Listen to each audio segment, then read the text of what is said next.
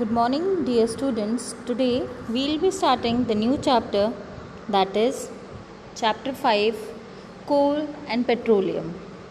So, this chapter is basically in your chemistry part, and you will be writing the notes and the question and answers in your chemistry notebooks. So, now let's study what is inside this chapter.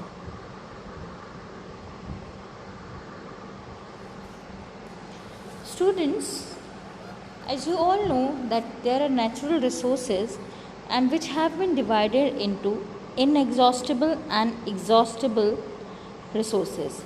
So it's basically that the natural resources are being divided into two parts, that is inexhaustible and the second one is exhaustible.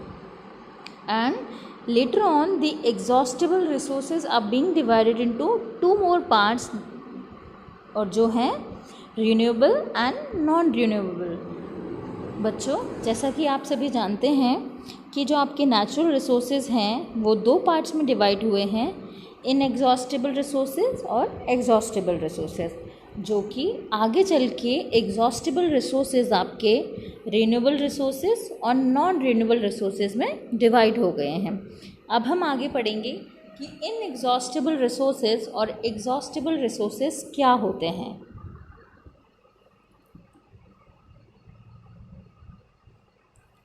So students, now we'll clearly classify the resources into two kinds, that is inexhaustible resources and exhaustible resources. So inexhaustible resources कौन से होते हैं आपके? These resources are present in unlimited quantity in nature and are not likely to be exhausted by human activities. ये वो resources होती हैं जो हमारे नेचर में अनलिमिटेड अमाउंट में उपलब्ध होती हैं, जो कि ह्यूमंस के यूज़ करने से भी ये यूटिलाइज्ड नहीं होती हैं। ठीक है, और जैसे कि एग्जांपल्स हैं sunlight and air, which means आपकी इनएग्जॉस्टेबल रिसोर्सेज वो रिसोर्सेज हो गई those are unlimited in nature, जो कि कभी ख़त्म नहीं हो सकती। ठीक है, I hope this is clear. And the next one is exhaustible resources. अब एग्जॉस्टेबल रिसोर्सेज क्या होते हैं?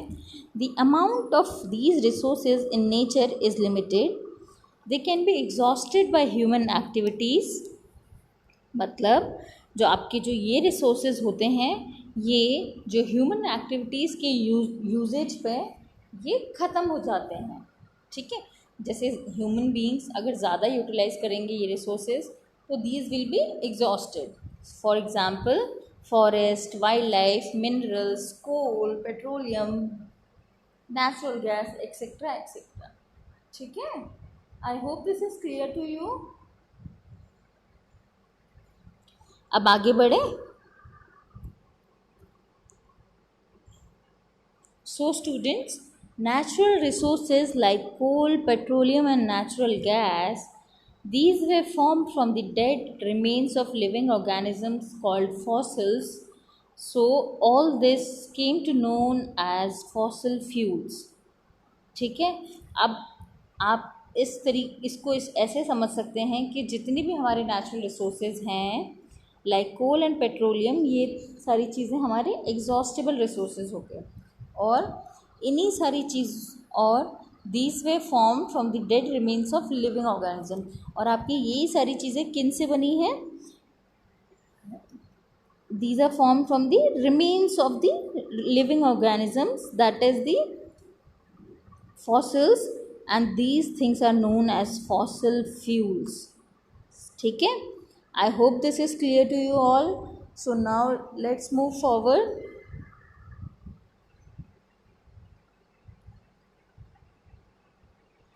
तो हम जो पहली टाइप का अपना फॉसिल फ्यूल पढ़ेंगे दैट इज़ कोल। आपने देखा होगा coal, it is very easily available and you people must be aware about it. So basically it is hard as stone and is black in colour. ये एक पत्थर की तरह hard होता है और इसका कलर कैसा होता है? Black. Coal is one of the fuels use to cook food. आपने देखा होगा कोयले से खाना भी बनता है. It is use as fuels to cook food. Earlier it was use in railway engines to produce stream to run the engine. और पहले आपने देखा होगा कि in earlier days you must be aware that coal was also used to run the trains. Okay मतलब कोल use होता था ट्रेनों को चलाने में भी as a fuel. Okay so it is also use in thermal power plants to produce electricity. Where it is use? It is use in thermal power plants to produce electricity. That means coal जो है आपका thermal power plants में use होता है electricity generate करने के लिए. Okay so coal is also used as a fuel in various industries.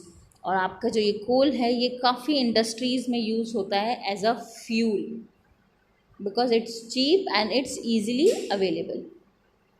I hope there is no problem with this sub topic and let's move further. Now let's see that where does this coal is formed, or you can say the story of coal. About 300 million years ago, the earth had dense forest in low-lying wetland areas. Okay, 300 साल पहले की बात है, 300 million years पहले की बात है कि जब अर्थ पर डेंस फॉरेस्ट हुआ करते थे और लो लाइंग वेटलैंड एरियाज होती थी. तो due to the natural processes like flooding these forest got buried under the soil. और काफ़ी ज़्यादा फ्लड्स की वजह से क्या होता था, ये जो फॉरेस्ट थे ये सॉइल के नीचे बरीड हो जाते थे. मतलब they get deposited under the soil due to the flooding. As more soil is deposited over them they are compressed. अब क्या होता था जब उन फॉरेस्ट के ऊपर ज़्यादा सॉइल डिपॉजिट हो गया तो वो कंप्रेस होने लगे. So the temperature also rose as this sank deeper and deeper. और जो टेम्परेचर था वो बढ़ता गया जैसे कि वो जो आपके फॉरेस्ट थे वो नीचे डूबते गए वैसे ही टेम्परेचर बढ़ता गया. So under this high pressure and high temperature dead plants got slowly converted to coal. अब आपको पता है फॉरेस्ट में क्या कहते हैं प्लांट्स थे, ट्रीज़ थी. तो जब ये डेड प्लांट्स धीरे धीरे किस में कन्वर्ट हो गए आपके कोल में. सो इस तरीके से कोल का फॉर्मेशन हुआ. Okay students, I hope this is clear to you.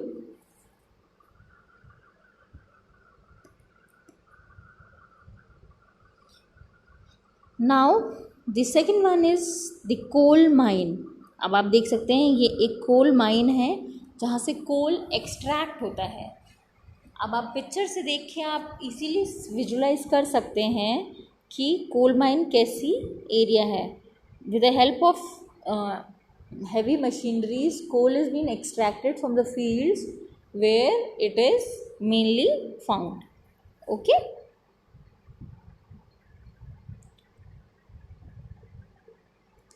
and as you all know, as coal contains mainly carbon, the slow process of conversion of dead vegetation into coal is carbonization. जैसे कि आपको पता है कि जो कोल mix कौन सा सबसे ज़्यादा क्या होता है, it has carbon. So the slow process of conversion of dead vegetation into coal is called carbonization. Okay, since it was formed from the remains of vegetation, coal is also called as a fossil fuels. So as you are aware, I have told you earlier only that coal is a fossil fuel. When heated in air, coal burn and produces mainly carbon dioxide gas. और जब air में heat होता है कोल तो ये क्या mainly produce करता है, it produces carbon dioxide gas. Okay,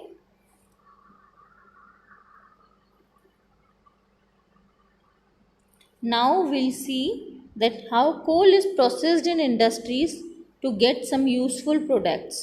coal industries में जाके कैसे प्रोसेस्ड होता है ताकि हमें कुछ यूज़फुल प्रोडक्ट्स मिलते हैं.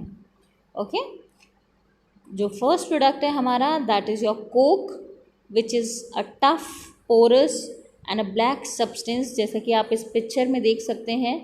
It is in almost pure form of carbon. Coke is used in the manufacture of steel and in the extraction of many metals.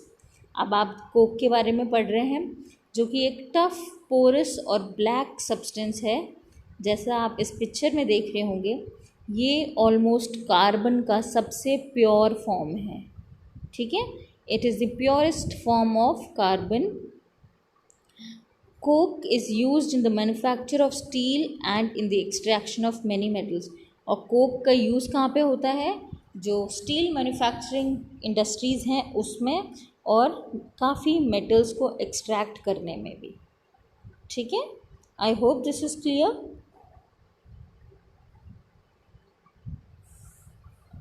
आगे बढ़ते हैं.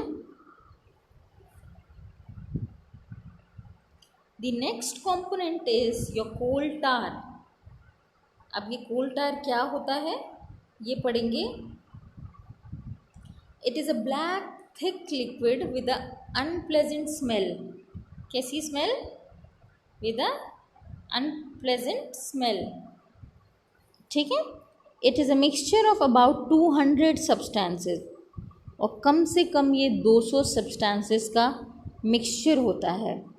And products obtained from coal tar are synthetic dyes, drugs, explosives, perfumes, roofing materials, paints etcetera. और जो कोल टार होता है वो कौन से प्रोडक्ट से बनता है? Like synthetic dyes, drugs, explosives, perfumes, roofing materials, paints etcetera. Okay. Naphthalene balls used to repel moths and other insects are also obtained from coal tar. अब आप देख सकते हैं कोल टार से क्या क्या बन रहा है. naphthalene balls which are being used to repel the moths, it is being obtained from the coal tar. And students, you can see the image of coal tar. इससे पता चल रहा है clearly that it is black in color and a thick liquid. It is a thick liquid. Okay, I hope this is clear to you. Now let's move further. The next is your coal gas. What is coal gas? We'll study this. Okay, coal gas is obtained during the processing of coal to get coal, coke. तो students आप देख रहे होंगे कोल gas हमें कब मिलती है? जब हम कोल को कोक बनाने में कन्वर्ट करते हैं, that time we get coal gas. Okay, it is used as a fuel in many industries situated near the